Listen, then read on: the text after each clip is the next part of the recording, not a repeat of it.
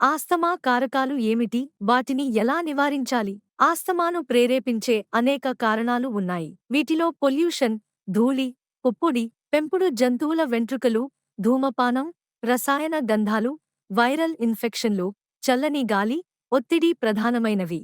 అలాగే కొన్ని ఆహారాలు లేదా ఔషధాలు కూడా ఆస్తమా లక్షణాలను తీవ్రతరం చేయవచ్చు. ఆస్తమా ట్రిగ్గర్లను నివారించడం ద్వారా ఈ వ్యాధిని గణనీయంగా నియంత్రించవచ్చు. ఇంటిని శుభ్రంగా ఉంచడం, ధూళి, పురుగులను నివారించడం, ధూమపానం, రసాయన సుగంధాలకు దూరంగా ఉండటం, కాలుష్యం ఎక్కువగా ఉన్న ప్రాంతాల్లో మాస్క్ ధరించడం, రెగ్యులర్ వ్యాయామం చేయడం, అయితే అధిక శారీరక శ్రమను నివారించడం, ఇన్హేలర్ను సరైన రీతిలో ఉపయోగించడం, వైద్యుల సలహా మేరకు మందులు వాడడం, ఒత్తిడిని తగ్గించేందుకు యోగా, ధ్యానం వంటి పద్ధతులను అవలంబించడం. ఆస్తమా ఉన్నవారు తమ ట్రిగ్గర్లను గుర్తించి సరైన జాగ్రత్తలు తీసుకుంటే సాధారణ జీవనం గడపవచ్చు. రెగ్యులర్ వైద్య పరీక్షలు, సరైన మందుల వినియోగం చాలా ముఖ్యం.